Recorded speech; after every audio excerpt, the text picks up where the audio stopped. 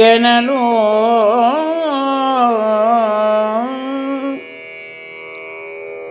ಅಲ್ಲಿಗೆ ಅಮ್ಮೆನೆಂದೆನಲು ಭುಗಿಲೆಂದಳು ಸುಡೋ ಏತಕ್ಕೆ ಮನದ ಗರ್ವವ ನುಡಿವೆ ನಿನ್ನಿಂದ ಎನಗೆ ಎನ್ನವರಿಗೆ ಉಂಟೆ ಹಾನಿ ಹರಿಬಗಳು ಅನುಜನಾರೆಂದರಿಯೇ ಸಾಕು ಆತನ ಸಮೀಪಕ್ಕೆ ಹೋಗಿ ಬಾ ನಡೆ ನಡೆ ಎನ್ನಲು ಕೈಕೊಂಡ ಬಲೆ ಹೊರವಂಟಳು ನಿಜಾಲಯವ ಎನಲು ಭುಗಿಲೆಂದಳು ಅನ್ನುವಂತಹ ಈ ಪದ್ಯ ಕೆಲವು ಭಾವಗಳಿಗೆ ಬಹಳ ತೀಕ್ಷ್ಣವಾದಂತಹ ಭಾವಗಳನ್ನು ಉದ್ದೀಪನಗೊಳಿಸುವಂತಹ ಒಂದು ಪದ್ಯ. ತಕ್ಷಣಕ್ಕೆ ಮಾರ್ನುಡಿದು ಬಿಡ್ತಾಳೆ, ಸಿಟ್ಟಿಗೆದ್ದು ಬಿಡ್ತಾಳೆ. ನಿನ್ನ ತಮ್ಮ ಎಲ್ಲಾದರೂ ಸತ್ತರೆ ನನಗೆ ಕೆಟ್ಟ ಹೆಸರು ಅಂದಾಗ ನನ್ನ ತಮ್ಮನನ್ನು ಸಾಯಿಸುವಷ್ಟು ಇವಳು ಮಾತಾಡ್ತಾಳಲ್ಲ ಅನ್ನುವಂಥ ಸಿಟ್ಟು ತಕ್ಷಣ ನೆತ್ತಿಗೇರಿಬಿಡುತ್ತೆ. ಸುಡೇತಕ್ಕೆ ಮನದ ಗರ್ವವ ನುಡಿವೆ ಅಂತ ಅವಳನ್ನು ಜರಿತಾಳೆ. ಕುಮಾರವ್ಯಾಸನ ಕಾವ್ಯದಲ್ಲಿ ಇದು ಸುಡು ಅನ್ನುವಂಥ ಪದ್ಯ ಸಿಟ್ಟು ಬಂದಾಗೆಲ್ಲ ಎಲ್ಲರ ಬಾಯಲ್ಲೂ ಬರುವಂಥ ಸಾಮಾನ್ಯವಾದಂಥ ಪದ. ಸುಡು ಏತಕ್ಕೆ ಮನದ ಗರ್ವವ ನುಡಿವೆ, ನಿನ್ನ ಮನದ ಗರ್ವವ ಸುಡು ಏತಕ್ಕೆ ನುಡಿವೆ, ಇದು ಭಾವ. ನಿನ್ನಿಂದೆನಗೆ ಮೇಣೆನ್ನವರಿಗೆ ಉಂಟೆ ಹಾನಿ ಹರಿಬಗಳು. ನಿನ್ನನ್ನು ಏನು ಅಂತ ತಿಳ್ಕೊಂಡಿದ್ದಿ? ನಿನ್ನಿಂದಲಾಗಿ ನನಗೇನಾದರೂ ಹಾನಿ ಆಗ್ತದೆ, ನಿನ್ನಿಂದಲಾಗಿ ನನಗೇನಾದರೂ ಕೆಡುಕಾಗ್ತದೆ, ನಿನ್ನ ಕಾರಣವಾಗಿ ನನಗೇನೋ ನಾಶ ಆಗ್ತದೆ ಅನ್ನೋಂಥ ರೀತಿಯಲ್ಲಿ ನೀನು ಹೇಳ್ತೀಯಲ್ಲ, ಎಷ್ಟು ದುರಹಂಕಾರ ನಿನಗೆ. ಹೇಳಿ ಕೇಳಿ ನನ್ನ ಮನೆಯ ಆಳು, ನನ್ನ ಕೆಲಸದ ಆಕೆ, ನಾನು ಹೇಳಿದ ಕೆಲಸವನ್ನು ಮಾಡುವಂತಹ ಸಾಮಾನ್ಯ ಕಷ್ಟಿತ ಹೆಂಗಸು ಏನೋ ಭಾರಿ ಚೆಂದ ಇದ್ದೆ ಅಂತ ನಿನ್ನ ಕಪಟ್ಟಿಗೆ ನೀನು ತೆರ್ಕೊಂಡಿರ್ಬೋದು. ಅದೇನು ನಮಗೆ ಸಂಬಂಧಪಟ್ಟದ್ದಲ್ಲ. ಯಾಕೆ ಗೊತ್ತಾ? ನನ್ನ ಅನುಜ ಅವನು ಯಾರೆಂದು ಅರಿಯೆ ಅಂತಹ ಸಾಹಸಿ. ಅವನ ಹಿಂದೆ ಬೇಕಾದಷ್ಟು ಸ್ತ್ರೀಯರ ಗಡಣವೇ ಇದೆ. ಅವನನ್ನು ಮದುವೆಲ್ಲ ಆಗಲಿಕ್ಕೆ ಬಯಸುವಂತಹ ದೊಡ್ಡ ಪರಂಪರೆ ಇದೆ. ಆದರೆ ಅವನು ಯಾರನ್ನೂ ಇಷ್ಟಪಡಲಿಲ್ಲ. ನಿನ್ನನ್ನು ಇಷ್ಟಪಟ್ಟ ಅಂದ ತಕ್ಷಣ, ಒಬ್ಬಳು ಕೆಲಸದಾಕೆಯನ್ನು ಇಷ್ಟಪಟ್ಟ ಅಂದ ತಕ್ಷಣ ಇಷ್ಟು ದುರಹಂಕಾರವೋ ನಿನಗೆ? ಸಾಕು ಆತನ ಸಮೀಪಕ್ಕೆ ಹೋಗಿ ಬಾ. ಇದು ಸ್ಪಷ್ಟವಾದಂತಹ ಅರಿವುಳ್ಳಂತಹ ಮಾತು. ಆತನ ಸಮೀಪಕ್ಕೆ ಹೋಗಿ ಬಾ ಅಂದರೆ ಬೇರೆ ಯಾವ ಅರ್ಥವೂ ಇಲ್ಲ. ಆತನಿಂದ ಅನುಭವಿಸಲ್ಪಟ್ಟವಳಾಗಿ ಬಾ ಅನ್ನುವಂಥದ್ದೇ ಸ್ಪಷ್ಟವಾದಂಥ ಅನುಜ್ಞೆ, ಸುದೇಶನೆ ಇದು. ನಡೆ ಎನ್ನಲು ಕೈಗೊಂಡ ಬಲೆ ಹೊರವಂಟಳು ನಿಜಾಲಯವ. ಕವಿ ಎಷ್ಟು ಸೂಕ್ಷ್ಮವಾಗಿ, ಎಷ್ಟು ವೇಗವಾಗಿ ನಡೆದಿರುವಂತಹ ಕ್ರಮಗಳನ್ನು ಇಲ್ಲಿ ತಿಳಿಸ್ತಾನೆ. ಕೈಗೊಂಡಳು, ಅವಳು ಹೇಳಿದಂತಹ ಮಾತನ್ನು ನಾನು ಮೀರಬಾರ್ದು, ನಾನು ಇಲ್ಲಿ ಕೆಲಸಕ್ಕಿದ್ದೇನೆ ಅನ್ನುವಂಥ ಪ್ರಜ್ಞೆ ಇದೆ. ಮೀರಬಾರ್ದು ಅನ್ನುವಂತಹ ಜಾಣ್ಮೆಯೂ ಇದೆ. ಅದಕ್ಕಾಗಿ ಎಂಥೆಂತಹ ಸಂಕಟಗಳಲ್ಲಿ, ಎಂಥೆಂತಹ ಕೆಟ್ಟ ಸನ್ನಿವೇಶಗಳಲ್ಲಿ ನಾನು ದೈವ ಕೃಪೆಯಿಂದ ಹೊರಗೆ ಬಂದಿದ್ದೇನೆ ಅನ್ನುವಂಥದ್ದನ್ನು ನೆನಪಿಸಿಕೊಂಡು, ಇದು ಅಂಥದ್ದೇ ಒಂದು ಸತ್ವ ಪರೀಕ್ಷೆ ಇರಲಿ. ಕೊನೆಗೂ ನನ್ನ ಹೃದಯದಲ್ಲಿರುವಂತಹ ಭಾವಗಳಿಗೆ ಇವರು ಬೆಲೆ ಕೊಡ್ತಾ ಇಲ್ಲ. ನನ್ನ ಚೆಲುವನ್ನು ಅವನು ಬಯಸಿದ, ನನ್ನ ರೂಪಕ್ಕೆ ಅವ ಮಾರು ಹೋದ ಅನ್ನೋ ಏಕೈಕ ಕಾರಣಕ್ಕೆ ನಾನು ಅವನನ್ನು ಇಷ್ಟಪಡುತ್ತೇನೋ ಅನ್ನೋದನ್ನು ಕೂಡ ಯೋಚಿಸದೆ, ಅಂತಹ ದುರುಳನ ಸಂಘಕ್ಕೆ ನಾನು ಬಯಸುವುದಿಲ್ಲ ಅಂತ ಗೊತ್ತಿದ್ದು ಇವಳು ನನಗೆ ಈ ಥರವಾಗಿ ಪ್ರಜ್ಞಾಪೂರ್ವಕವಾಗಿ ಮತ್ತು ಪ್ರಯತ್ನಪೂರ್ವಕವಾಗಿ ನನ್ನನ್ನು ಅಲ್ಲಿಗೆ ಕುತ್ತಿಗೆಗೆ ಕೈ ಹಾಕಿ ದಬ್ಬಿದಂಗೆ ದಬ್ಬುತ್ತಾ ಇದ್ದಾಳಲ್ಲ, ಇನ್ನೇನು ಮಾಡಲಿ? ನಾನು ಹೋಗಲೇಬೇಕು. ಇಲ್ಲಾಂದರೆ ಅದೇ ಅರಮನೆಯಲ್ಲಿ ಒಂದು ದೊಡ್ಡ ರಾದ್ದಾಂತಕ್ಕೆ ಕಾರಣವಾಗುತ್ತೆ. ನೋಡೋಣ, ಹೋದಲ್ಲಿ ಏನಾದರೂ ನನಗೆ ದಾರಿ ಕಾಣಬಹುದು. ನಾನೇನಾದರೂ ಅಲ್ಲಿ ನನ್ನಿಂದ ಸಾಧ್ಯವಿರುವಂತಹ ಯಾವುದಾದ್ರೂ ಪ್ರಜ್ಞಾಪೂರ್ವಕವಾದಂತಹ ರೀತಿಯ ವ್ಯವಹಾರದಿಂದ ಅವನಿಂದ ತಪ್ಪಿಸಿಕೊಂಡು ಬರಲಿಕ್ಕೆ ಸಾಧ್ಯ ಆಗಬಹುದು. ನೋಡೋಣ, ಪ್ರಯತ್ನ ಮಾಡೋಣ. ದೈವೇಚ್ಛೆ ಅನ್ನುವಂಥದ್ದು, ಕೊನೆಗೆ ದೈವವನ್ನು ನೆನೆತೇವಲ್ಲ, ನನ್ನ ಹಣೆ ಬರವೇ ಹೀಗಿದೆ ಅನ್ನೋ ಅಂತ ತನ್ನನ್ನು ತಾನು ಹಳೆದುಕೊಂಡು ಕೊನೆಗೂ ಇಲ್ಲ, ಈ ಕಾರಣಕ್ಕಾಗಿ ನಾನು ಇಲ್ಲಿರೋದಕ್ಕಾಗೋದಿಲ್ಲ ಅಂದ ಹೊರ ಹೊಂಟಳು ನಿಜಾಲಯವ. ಅಲ್ಲಿ ನಿಜವಾಗಿ ಅವಳಿಗಿರುವಂಥ ಆಲಯ ಇವತ್ತು ಸುದೇಶ್ನೆಯದು. ಆ ನಿಜಾಲಯವನ್ನು ಹೊರ ಹೊಂಟಳು ಅಂದರೆ ಒಂದರ್ಥದಲ್ಲಿ ತನಗೆ ಆಲಯವಾಗಿದ್ದಂತಹ, ತನಗೆ ಆಸರೆಯಾಗಿದ್ದಂತಹ ಆ ನಿಜಾಲಯವೇ ಇವತ್ತು ತನ್ನನ್ನು ಹೊರಕ್ಕೆ ದಬ್ಬುತ್ತಾ ಇದೆ ಅನ್ನುವಂತಹ ಪ್ರಜ್ಞೆಯನ್ನಿಟ್ಟುಕೊಂಡು ತಕ್ಷಣಕ್ಕೆ ಆ ಕಡೆಗೆ ಅವನ ಅರಮನೆಯಲ್ಲಿದೆ, ಕೀಚಕ ಎಲ್ಲಿದ್ದ ಮನೆಯಲ್ಲಿದೆ ಅನ್ನೋದನ್ನು ನೋಡಿಕೊಂಡು ಆ ಕಡೆಗೆ ತಕ್ಷಣಕ್ಕೆ ಹೊರಟು ಬಿಡ್ತಾಳೆ ಸೈರಂಧ್ರಿ.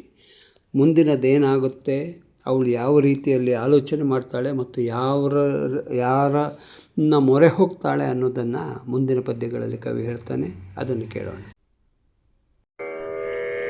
ದೇವಿ ನೇಮಿಸಲರಿಯೇನೋ ಎಂದೊಣೆ ಇದಾವ ಧರ್ಮವೋ ಶಿವ ಶಿವ ಈಹದ ಸಾವನವರಿಗೆ ತಹುದು ಬದ್ಧ ವಿಘಾತೇದು ಬಲು ಸೇವಿಸುವುದೇ ಕಷ್ಟವು ಎಂಬುದು ಕೋವಿದರ ಮತ. ಶಿವ ಶಿವ ರಾಜೀವಲೋಚನ ಕೃಷ್ಣ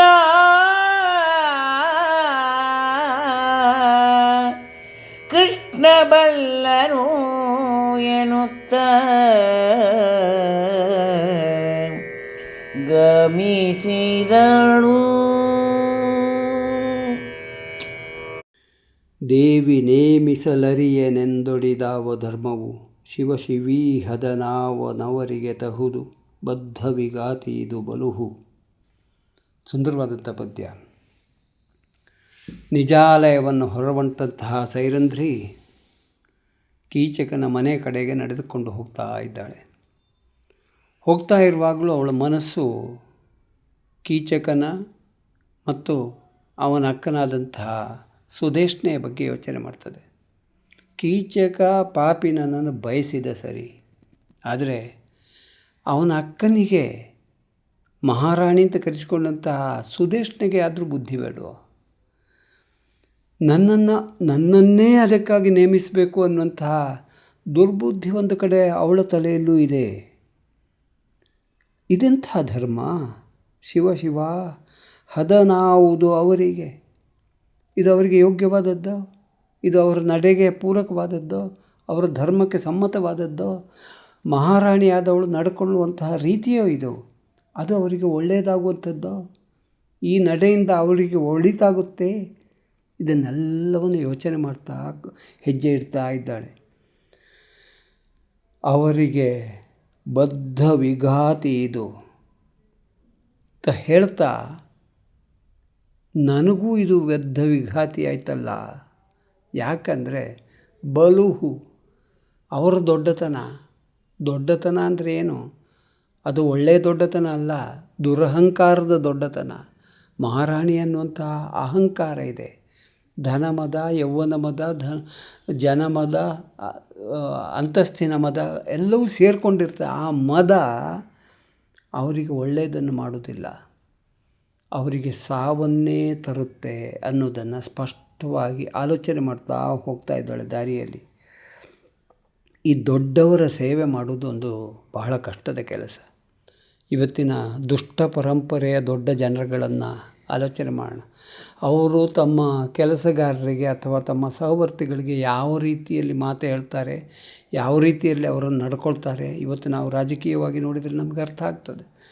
ಎಂತೆಂಥ ಕೆಟ್ಟ ಕೊಳಕು ಭಾಷೆಯಲ್ಲಿ ಮಾತಾಡ್ತಾರೆ, ಎಷ್ಟು ಕೆಟ್ಟ ರೀತಿಯಲ್ಲಿ ಜನರೊಟ್ಟಿಗೆ ಸಂವಹನವನ್ನು ಮಾಡ್ತಾರೆ ಅಂತ ನೋಡಿದರೆ, ಅವರ ದರ್ಪ, ಅವರ ಅಯೋಗ್ಯ ವರ್ತನೆಗಳನ್ನೆಲ್ಲ ದ್ರೌಪದಿ ಅವತ್ತೇ ಕಂಡಿದ್ದಾಳೆ. ನಮಗೆ ಕಾಣೋ ಹಾಗೆ ಅವಳು ಆಲೋಚನೆ ಮಾಡ್ತಾ ಹೋಗ್ತಾಳೆ ಅನ್ನೋದನ್ನು ಕವಿ ನಿರೂಪಿಸ್ತಾನೆ. ದೊಡ್ಡವರ ಸಹವಾಸ ಯಾವಾಗಲೂ ಕಷ್ಟಕ್ಕೆ ದಾರಿಯಾಗಿದ್ದು ಅನ್ನೋದನ್ನು ಕೋವಿದರ ಮತ. ಇದು ಬಲ್ಲವರು ಹೇಳಿದಂಥ ವಿಷಯ, ಬುದ್ಧಿವಂತರಾದವರು ನಮ್ಮ ಸಮಾಜಕ್ಕೆ ಕೊಟ್ಟಂಥ ಒಂದು ಸಂದೇಶ. ಕೆಟ್ಟವರು ದೊಡ್ಡವರಾಗಿದ್ದರೆ ಅಂದರೆ ದುರಹಂಕಾರಿಗಳಾಗಿದ್ದಂತಹ ಶಕ್ತಿಯುತವಾದಂತಹ ಜಾಗದಲ್ಲಿರುವಂತಹ ದುಷ್ಟ ಜನ ಅವರ ಮಾತುಗಳನ್ನು ಅನುಸರಿಸಿಕೊಂಡು ಅವರ ಸೇವೆಯಲ್ಲಿರುವುದು ಯಾವತ್ತೂ ಸಾಧಾರಣದ ಮನುಷ್ಯನಿಗೆ ಕಷ್ಟಕರವಾದಂಥ ಒಂದು ನಡೆ ಅನ್ನೋದನ್ನು ಹಿರಿಯರು, ಪ್ರಾಜ್ಞರು, ಬಲ್ಲಿದರು ಅಥವಾ ಕೋವಿದರು ಅಂತ ಏನು ಹೇಳ್ತೇವೆ ಅವರ ಅಭಿಮತ ಅದು. ಶಿವ ರಾಜೀವಲೋಚನ ಕೃಷ್ಣ ಬಲ್ಲನೆ ಎನ್ನುತ್ತ ಗಮಿಸಿದಳು. ಶಿವನನ್ನು ನೆನೆಯುತ್ತಾಳೆ, ಅದರ ಜೊತೆಗೆ ರಾಜೀವಲೋಚನಾದಂತಹ ಕೃಷ್ಣನನ್ನು ಅವನೇ ಬಲ್ಲ, ಏನೆಲ್ಲಿ ನಡಿಬೇಕು ಅನ್ನೋದು ಅವನ ಸಂಕಲ್ಪ ಇದೆ, ಅವನ ಆಲೋಚನೆಯಂತೆ ಇಲ್ಲಿ ಪ್ರತಿಯೊಂದು ನಡೀತದೆ. ತೃಣಮಪಿ ನ ಚಲತಿ ಅನ್ನೋದನ್ನು ಅವಳು ತಿಳ್ಕೊಂಡು, ಅವಳಿಗೆ ಗೊತ್ತಿದೆ. ಜನರಾಡ್ತಾರೆ ಭಾರ್ಯಾ ರೂಪವತಿ ಶತ್ರು, ಸೌಂದರ್ಯವೇ ಹೆಣ್ಣಿಗೆ ಶತ್ರುವಾಗಿ ನಿಂತಿದೆ. ಅಂಥ ಅಪ್ರತಿಮ ಸುಂದರಿಯಾದಂತಹ ದ್ರೌಪದಿಗೆ ಇವತ್ತು ಅವಳ ಆ ಸೌಂದರ್ಯವೇ ಶತ್ರು ರೂಪದಲ್ಲಿ ಬಂದು ನಿಂತಿದೆ. ಅವಳ ಎದುರು ಕೀಚಕನಂಥ ಒಬ್ಬ ದುಷ್ಟ ಬಂದು ನಿಂತು ಅವಳೇ ನನಗೆ ಬೇಕು ಅಂತ ಕೇಳ್ತಾ ಇದ್ದಾನೆ ಅಂದರೆ ಅದಕ್ಕೆ ದೊಡ್ಡ ದುರಂತ ಯಾವುದಿದೆ ಅಂತ ಗೊತ್ತಿದ್ದು ನನ್ನನ್ನು ರಕ್ಷಿಸುವಂತಹ ಕೃಷ್ಣ, ಅಂದು ಕೌರವರ ಆಸ್ಥಾನದಲ್ಲಿ ನನ್ನನ್ನು ಮಾನವನ್ನು ಕಾಪಾಡಿದಂತಹ ಕೃಷ್ಣ ಅವನು ಬಲ್ಲನು ಅಂತ ಅವನನ್ನು ನೆನಪಿಸ್ತಾ ಮುಂದಕ್ಕೆ ಹೋಗ್ತಾ ಇದ್ದಾಳೆ.